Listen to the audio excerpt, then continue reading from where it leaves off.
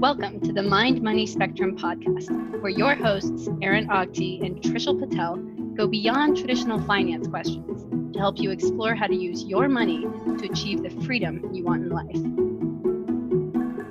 In this episode, Trishul and Aaron discuss end-of-year tax planning, principally as it pertains to your investments. During this period, you already know most of your financial situation for the year. But you still have time to take meaningful action before December 31st. Valuable strategies around this time involve tax loss harvesting, RMDs, exercising ISOs without going into AMT, and Roth conversions. End-of-year tax planning does not always mean you should lower your taxable income. But instead, you should target a tax bracket that will help reduce your overall tax burden over your entire lifetime. And now, on to our conversation. Hi, my name is Aaron Agti. I'm a financial advisor in the Bay Area, and I'm here with Trishul Patel, a wealth manager on the East Coast. Hey, Aaron, great to be here today, and thanks everybody for listening. Great to be here as well. The last few weeks, we've been talking about the election and voting and campaign finance reform, but now that we're past the election, we're going to get into kind of classic financial advisor territory. It's middle of November, and we know the end of the year is coming up. So today we're going to be discussing just a few of the things that we as advisors, and most advisors do as well, in terms of actions you can take to help yourself out that have to be done before the end of the year. The idea is we're at a stage where the calendar year determines so much of your tax information and all the inputs that go into that. So some of these actions have to happen before December 31st. And you also have more information about what your taxes and your income has been like through the prior 11 months. So these are just some of the topics, given how that we have kind of the most information that we're going to have and the time to make that action. We have that hard deadline. This is really the time that a lot of advisors will be looking out for opportunities for clients to just improve their situation. It's going to be mostly related to taxes, especially when it comes to investments. So we've talked many times about how we can't predict the future. We don't know if stocks can go up or down. We don't know what's going to happen to interest rates. We have guesses, but that's really all there are. These are actions that give us something where we can control. These are decisions that we can make. These are things that are within our control that will positively help your situation. So Trishul, what are some of the kind of classic things you look for end of year tax and investment planning? The big one that kind of jumps to top of mind is the notion that if you have losses on your investments, it may be a good time to book those losses if they're unrealized and perhaps secure a way to reduce your tax liability for other gains that you may have. So that's something that comes to my mind first. And to give a little more color on what I mean, let's think about your investments in general and how it pertains to taxes. Let's say you bought a stock earlier this year and you paid $100 for it, let's say IBM, and you had standard 100 shares. So now you have that $10,000 position, and over the course of the year, let's say it drops 20%, and now you're in November and you're a little sad that it's down 20%, but you actually have a bit of an opportunity here to reduce your tax liability. If you went and sold that position, you would book a short-term capital loss of $2,000, and that would actually offset your ordinary income by $2,000. So if you had a marginal tax rate that was pretty high, 30, 40%, well, you would offset your income by not having to pay that amount of taxes on $2,000 worth of income. And that can turn out to be a good amount. So if you're in the 37% tax bracket, you might save a good $700-800 just because you made this decision rather than holding it onto the position and maybe even selling it anyway after the 1 year mark for the following year. So that I think that that's something that first comes to my mind when I think about opportunities. Are there any short-term losses that you may want to book? Okay, so first, again, just kind of clarifying, capital losses will offset gains. So if there were gains that you already had this year, losses can offset that, and that actually almost reduces your taxable income directly. After that, you can write off $3,000 of capital losses per year against ordinary income. And so if you have those capital losses, then you get to offset ordinary income. And if you don't use up those capital losses, you actually get to carry those forward. You can use those losses to offset gains in future years. So while sometimes the ideal time to harvest those losses is when they're happening, so it's very possible in this particular calendar year, the best time to do loss harvesting would have been back in March and April. But knowing what our income is looking like in this year, and this might be kind of the time, yes, I'd like to try and reduce my taxable income this calendar year. Looking at loss harvesting is another additional way to help that. Right. And that's also another way of saying that you have losses that are long-term that can also provide a benefit if you want to book those as well. So let's say you did hold IBM for over a year and you booked a loss that was a long-term capital loss. Well, that's still something useful because that can offset other long-term capital gains. So you could reduce that penalty. And Aaron, that's a great point, as you suggest. If your total losses are 3,000 or less, that can actually offset ordinary income, even if it's a long-term capital loss. So there's also some benefits. There are times where you can actually use long-term losses to offset short-term capital gains. So that's another time where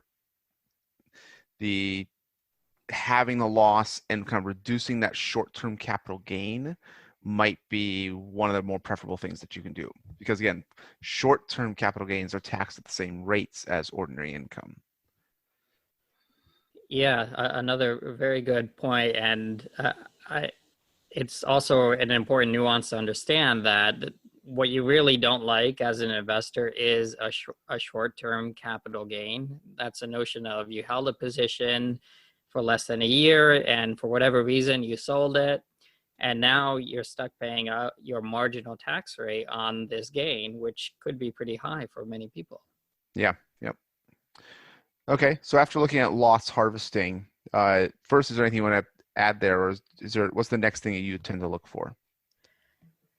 Well, it kind of builds upon the notion of tax loss harvesting, but one idea there is if you do have a loss, you don't have to sell that position and just keep the money in cash. You can put it right back to work.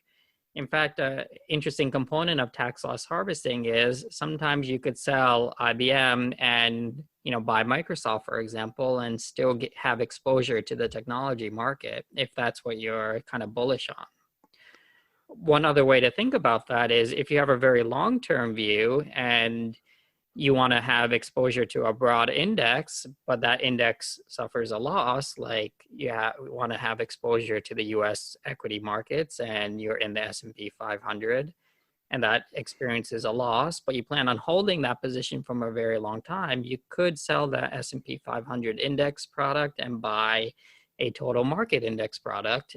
Therefore, you're still maintaining a strong exposure to the US equity market, but you booked a loss at the same time.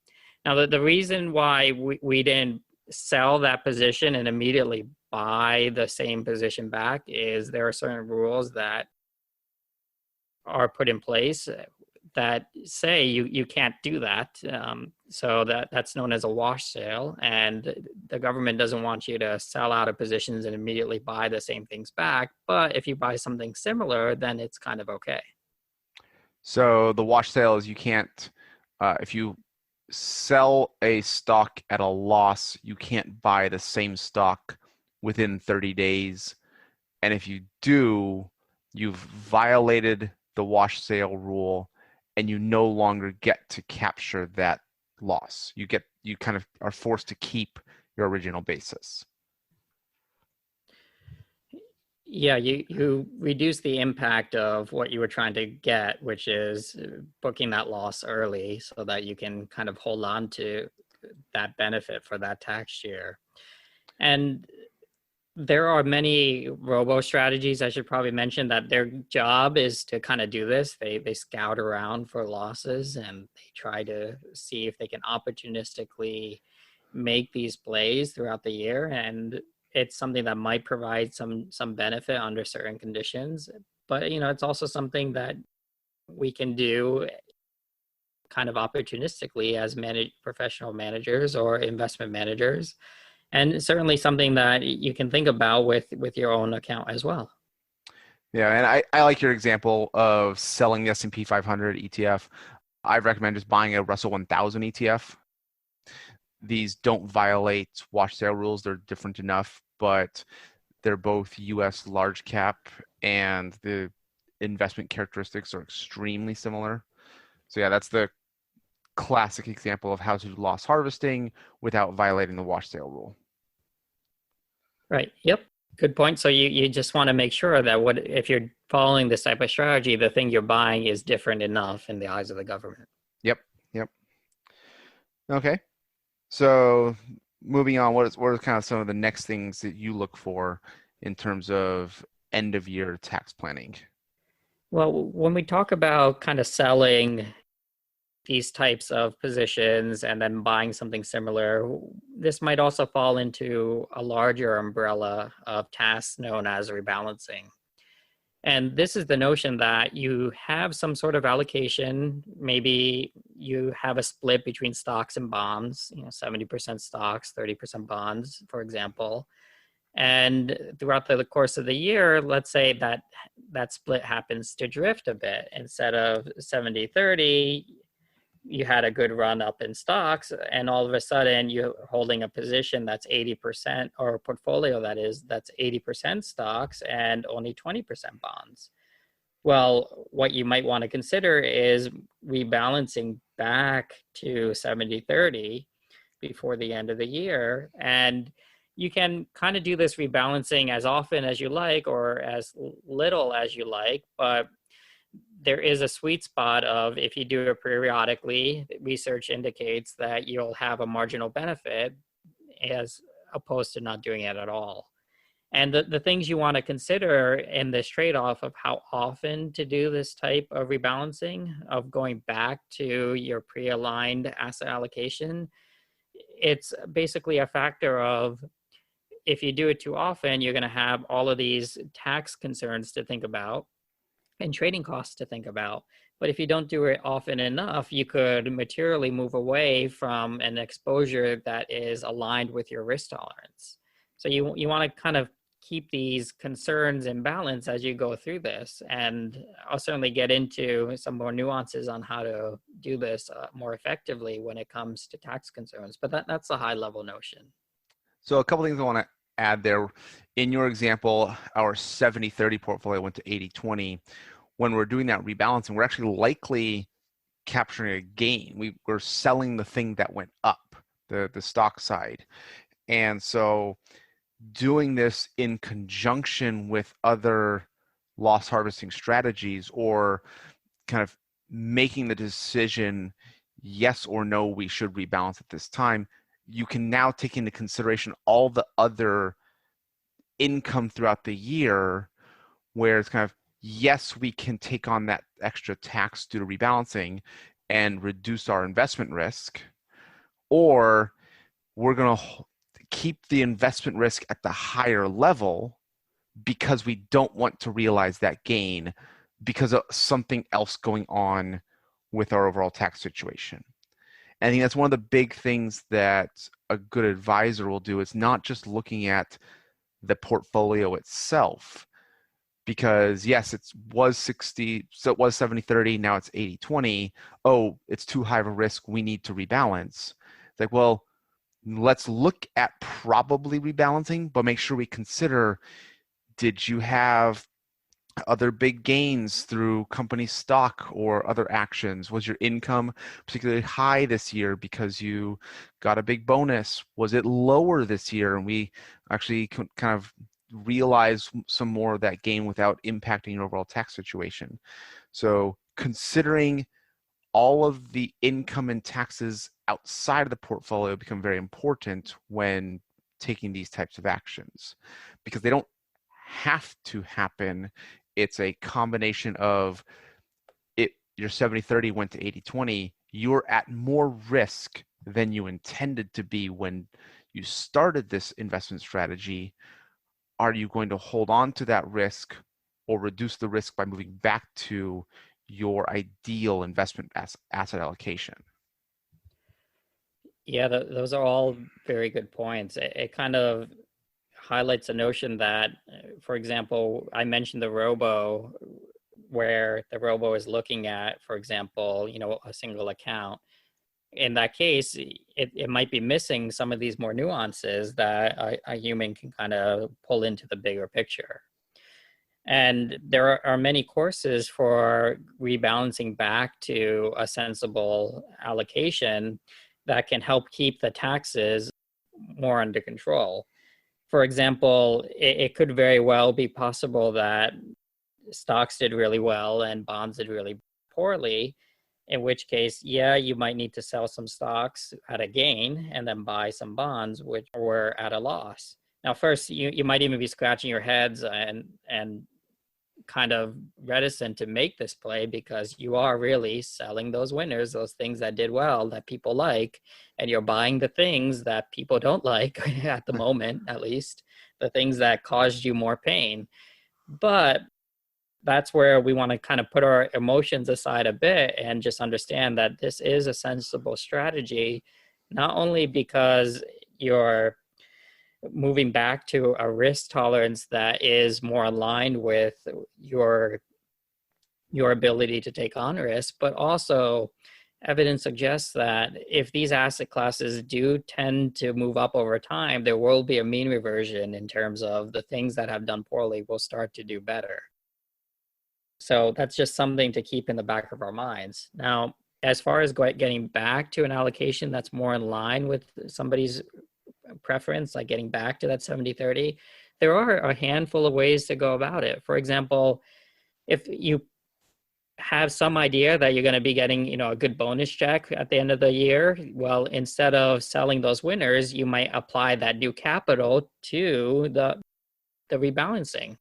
So that way you don't actually need to make a sell. Another way to think about this is this high level notion of asset location. And this is something we talked about probably half a lifetime ago when it comes to these episodes, but some time ago.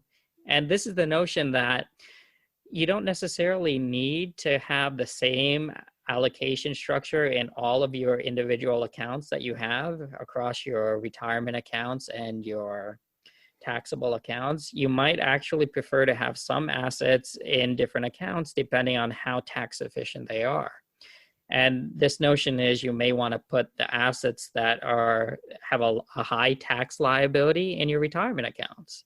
And you may want to put the assets that end up having a lower tax liability in your taxable accounts. And this might allow you to have an overall better return than if you were to do otherwise. Now, I actually like that.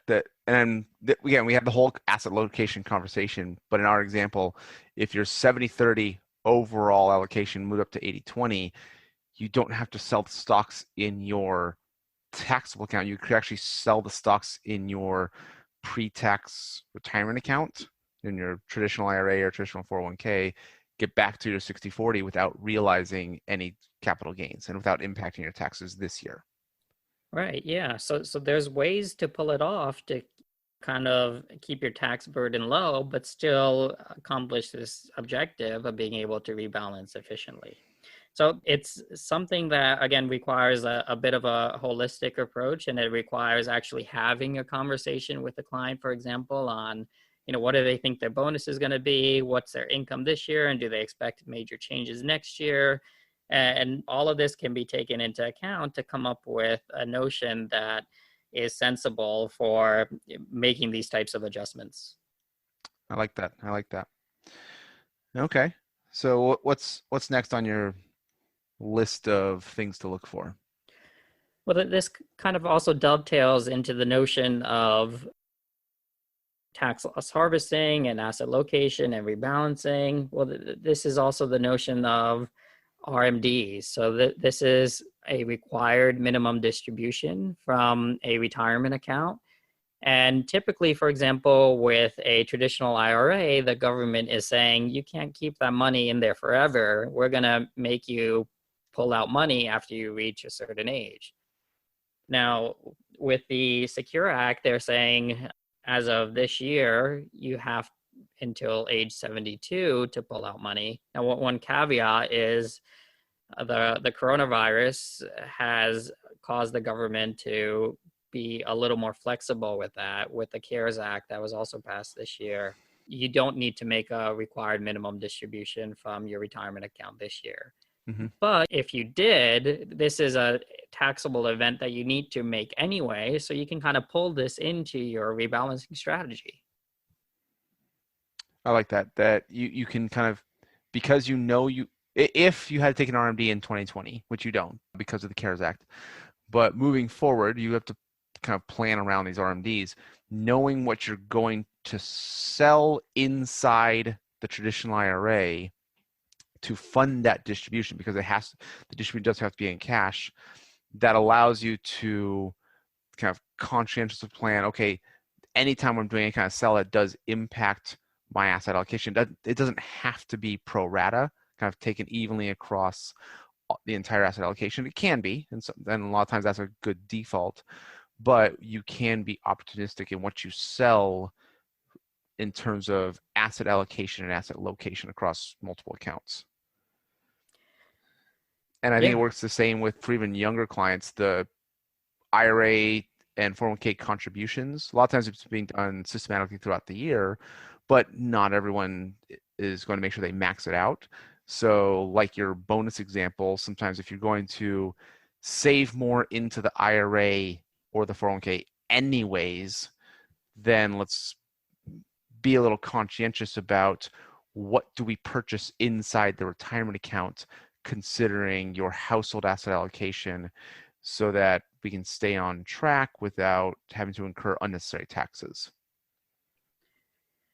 Right. And the tax benefits of being able to defer your taxes with these retirement accounts is quite substantial. We certainly covered this in an episode or two, but it's a benefit that if you can pull that into your overall strategy over your career, by the time you're required to take this money out, it can be a sizable amount. Mm-hmm. Okay. So I want to come back to kind of coordinating retirement accounts and investment, tax planning, asset allocation. Because there's something, a big theme that I want to get to later. But the next thing I just want to point out, these are kind of things to check off the list. If you're invested in mutual funds, those mutual funds, not necessarily every year, but they will let you know in advance if they're going to have anticipated capital gain distributions. So, and they will let you know, if you kind of pay attention or your advisor is paying attention, approximately how much of the fund is going to have a capital gain distribution. So I happened to get my notice from American Funds just a few days ago and say, okay, the Growth Fund of America is going to have a capital gain distribution of approximately 3 to 5%. And also tells you the date of this. Now, the most common default process is kind of doing nothing. You'll get that capital gain distribution, be reinvested, and actually raises your basis. So kind of instead of having a bigger long-term capital gain at some point in the future, you're your future gain is slightly less because you're paying a little bit this year. But the key is you don't have to wait around for that capital gain. You don't have to leave that as the default. Again, it gets back to the kind of tax planning for each individual. If you've owned that mutual fund for years and you've really participated in that growth, then selling out that fund might generate the same capital gain. So it might not be worth it. But if you happen to buy the fund sooner, say in this year or last year, the capital gain distribution might actually be greater than your individual gain that you would realize by selling that mutual fund. So there are some times where you want to sell out of a mutual fund before that capital gain distribution, because your taxes will be lower than if you held it and they send you that capital gain distribution. It's kind of the way mutual funds work. They have so many capital gains from stocks they've sold inside that they have to distribute out to all of the mutual fund shareholders. And because they let you know in advance, it's important to at least take a look at it. Is it worth considering selling out of that mutual fund before you receive the capital gain distribution? And it's just one of those little things that gives you just a little more control of your own tax situation. Now, again, the default process, you've realized that gain. It's okay to pay a little taxes this year because it's a taxable investment account.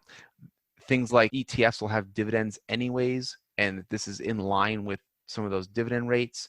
So it's going to be taxable income to you anyways. You are paying it this year instead of in the future. So it's okay to not do anything, but every now and then there might be a planning opportunity that an advisor should be looking at of, okay, we checked it this year, don't do anything. Check it next year, don't do anything. Check it the following year. Okay, this is the year that we actually want to make sure we avoid that capital gain distribution. And so that's why you're understanding your individual situation and all the taxes outside of just the investment account do come into play. So kind of understanding that their mutual funds do have capital gains distributions and they let you know in advance provides another little thing in terms of investment and tax planning that you can be aware of. I like that, Aaron. That's a really nuanced point, but it's something that could very easily be overlooked if you're not specifically watching out for it. So that's a pretty good one. I'm wondering, how do you balance that against the notion of, if you have the opportunity to invest in a mutual fund or a similar ETF, what would you do given what you just mentioned about having to think about the ability to step around a capital gain distribution for an index, for example, that happens to be a mutual fund rather than an ETF? In general, I'd say your asset allocation is going to be more important.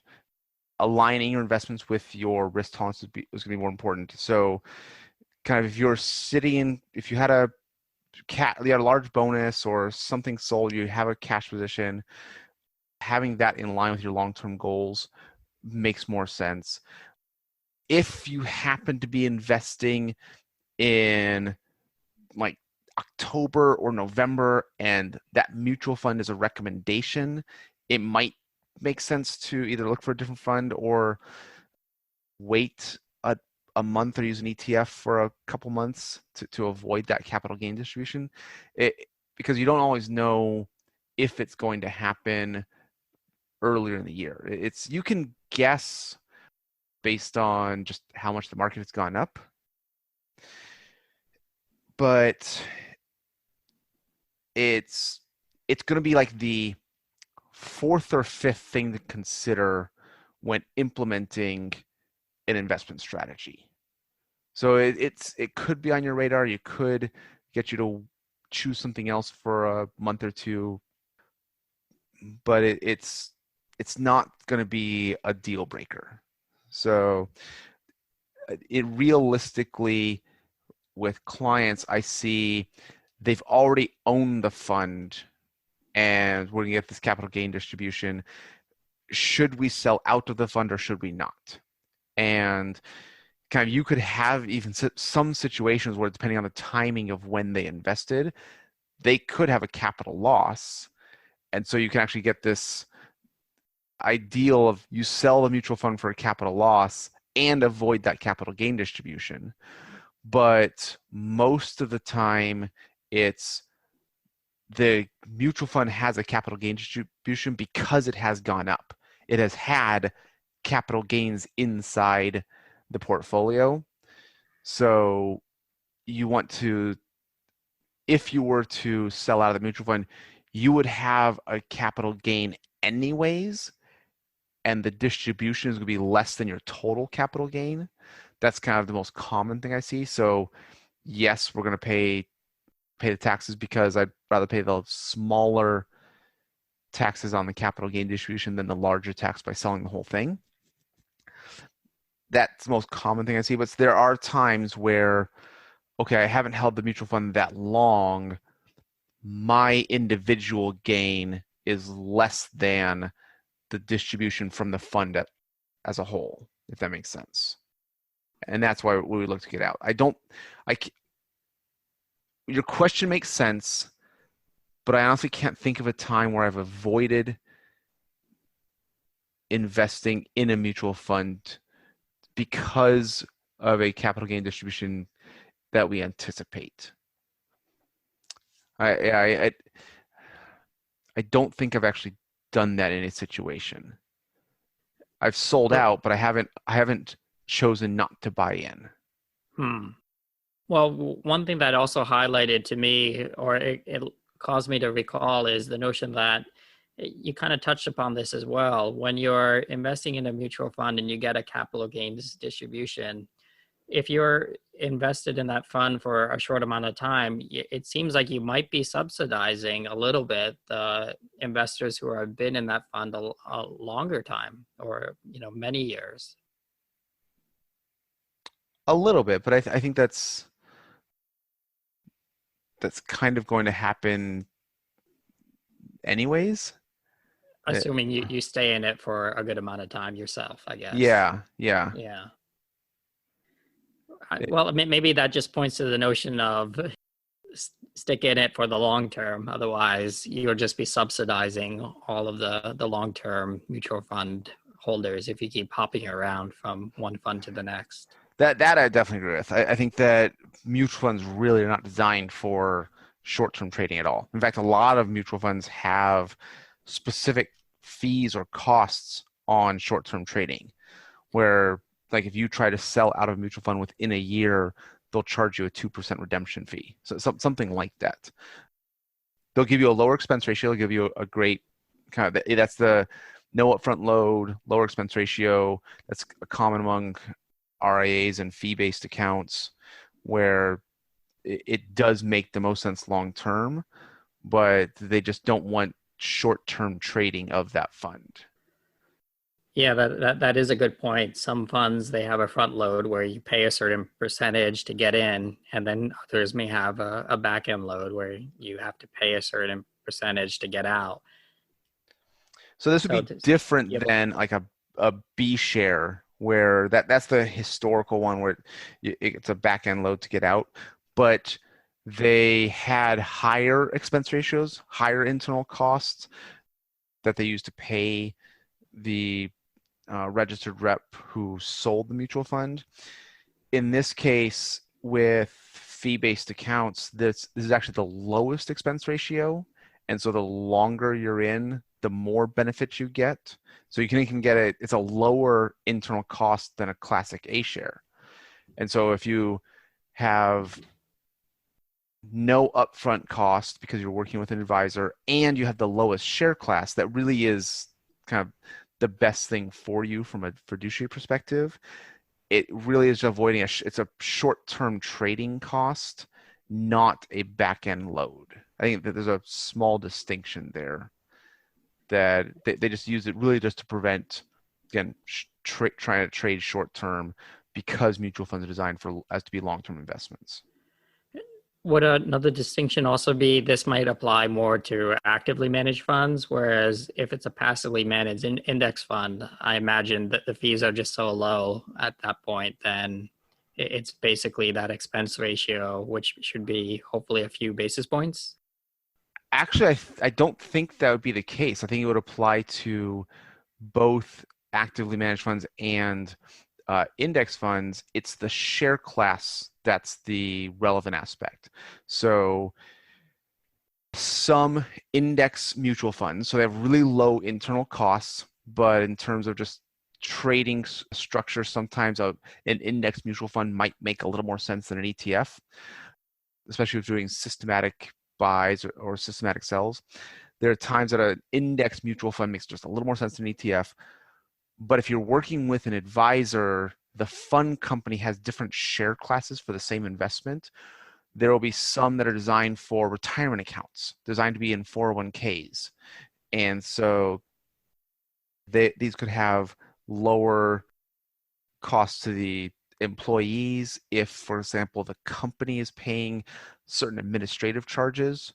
If the company is choosing not to pay those administrative charges, then the fund companies, such as Vanguard, might make up for those costs by doing a different share class that has a slightly higher expense ratio.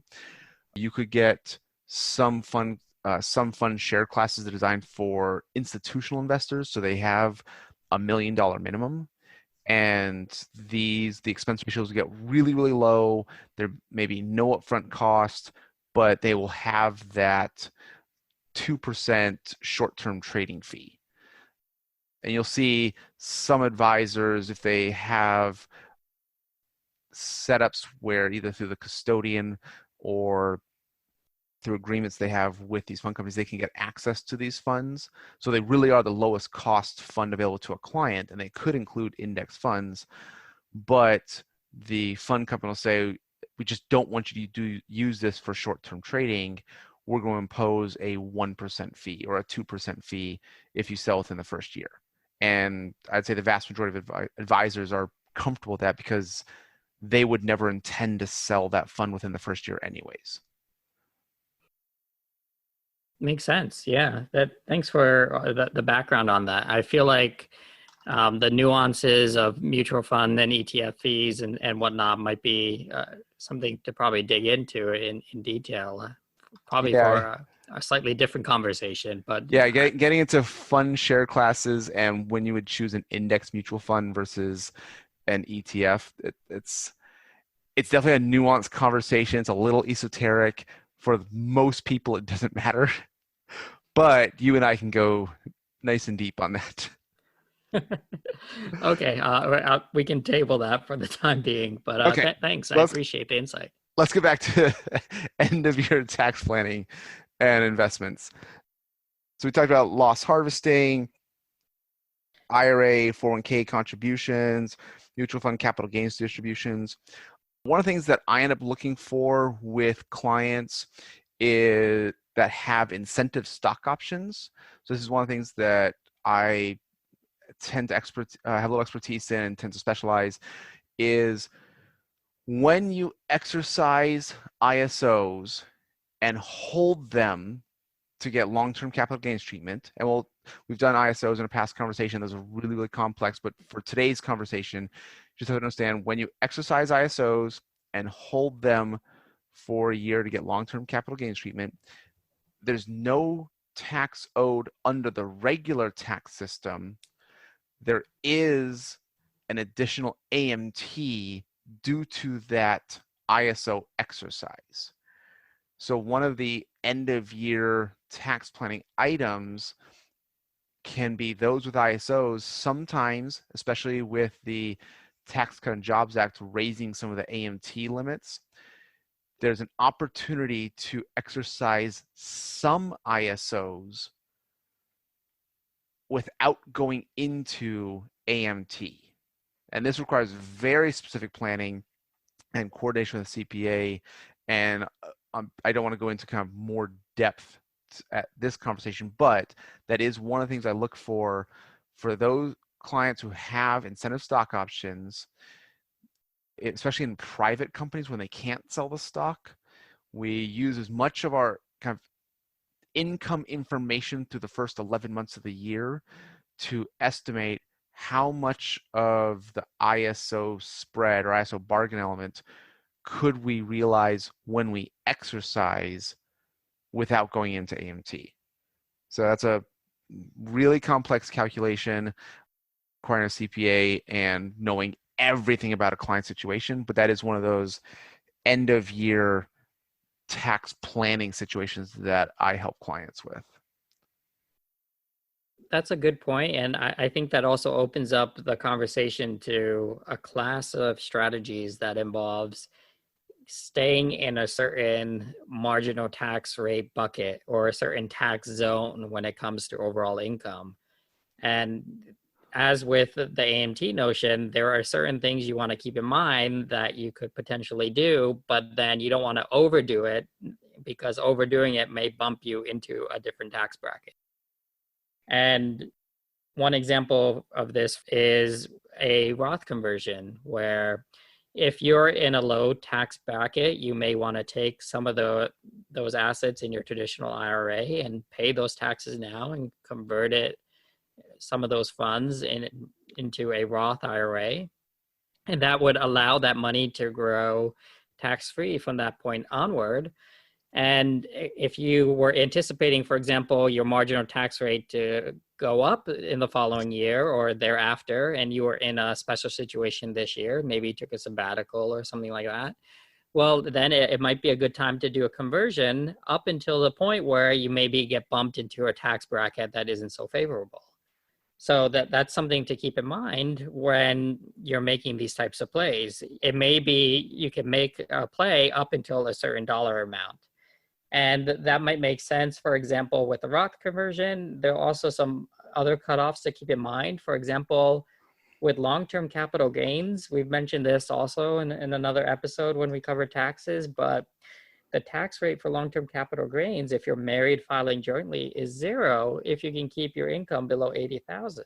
So if you're well below that income level and you have some unrealized long-term capital gains, you could go ahead and book that at 0 and kind of reset your basis. And these types of things could help in the long run because, again, you're opportunistically taking advantage of a low tax rate. So that things like that might be helpful to keep in mind as you're nearing the end of the year. I think it's a great idea that, and I'm glad you brought these up. The theme of end of year tax planning does not automatically mean reducing your taxable income. We've talked about in a previous episode, if you have, especially a period between your retirement and when RMDs start and when Social Security starts, so roughly age 70, it's actually fairly common to get almost no taxable income. If, again, Social Security hasn't started, you have no RMDs, then you actually don't want to have years where you pay 0 tax. That's the ideal year to do those Roth conversions where, one, you're paying taxes at single digit rates, so you have a very low effective tax rate, and 2, you've actually reduced your future RMD from those pre-tax accounts. So you're reducing your future tax bill as well. So instead of paying, say, low 20s, maybe you can get your effective tax rate down into the mid-teens by having just a lower IRA balance and therefore a lower RMD and therefore lower taxable income in your 70s and moving forward. I like the idea of mentioning the gain harvesting, that if you have investments at a gain, that if your income's low enough, you theoretically could realize that gain and pay 0 taxes. There also might be times where it makes sense to pay gains at the 10% rate. So kind of looking at your overall situation, you'd rather pay long-term capital gains at 10%, again, depending on which tax bracket you're in, than waiting for future years where you're going to pay somewhere between 15 and 23.8%. So there are times where increasing your taxable income, but doing opportunistically, having a reason to do so, can really help your taxes over the rest of your life. Good stuff, Aaron. I think the last thing I have seen come up, and I do point this out, I do have a few clients who have stopped working, so they no longer have health insurance through their employer, but they're not yet 65, and so they're not yet eligible for Medicare. So they are using a private insurance plan through the Affordable Care Act. And one of the things that comes up is there are subsidies by Obamacare if your income is under certain thresholds. And these do tend to be kind of fairly cliff-like, where other taxes, there's a phase out. So if you go into it a little bit, you're only affected a little bit. With the Obamacare subsidies, it's actually more like a cliff where kind of you either get a lot or almost nothing. And controlling your taxable income for those years ends up becoming paramount. There's a lot of actions we need to take, especially towards the end of the year, where you still need money to live off of. So how do we use your investments to generate your living expenses? How do we do that without getting your taxable income too high to lose out on that Obamacare subsidy? So it's something on the scale of income on the scale of $50,000 to $60,000 per year. The Obamacare subsidies could be on the scale of $8,000 to $13,000. And this is one of those kind of rate of return things, or if you can keep your taxable income under those numbers, the benefit is large enough that the payoff is there, and it definitely makes sense to take advantage of that planning opportunity. So that's just one of those things where it ties in this theme of our conversation today, that the end of the year is when we have as much information as you can, but you still have time to take action to improve your overall situation. Many times that is lowering your taxable income and getting into a lower tax bracket and paying less at your marginal rate. Other times that is actually raising your taxable income to help you out in the future. With Obamacare, it's kind of staying under that number, but this is one of those things that you can control. When we talk about our Serenity Prayer, we don't know what your investments are going to do moving forward, but these are actions that you can control that will help your situation out. And that's where a good advisor comes in and is looking to help clients. That these are not kind of guesses or probabilities, that we can actually get pretty good. Once we have enough information on your income for the year, we still have time to implement these strategies to help you out moving forward. I like it, Aaron. I think it just highlights, again, the notion that it's not really about coming up with fancy ways to beat the market. It's just about making prudent decisions so that you can have the best chance of success given the rules involved in the game. Yep. Anything else that you want to add? Anything you learned today that you want to share? I think we covered a good amount of ground, and I'm glad that we had the opportunity to pull together a bunch of ideas that we may have thrown around across many different episodes, but they certainly relate to a bunch of things or actions that an individual may take during this period. So I'm glad that we got to kind of sink it into one episode, just like how we did. So I enjoyed it. Thanks, Aaron. Thank you. I enjoyed our conversation as well. Great. And thanks, everybody, for listening. If you're enjoying these podcasts, do spread the word. Thanks. Bye. Bye.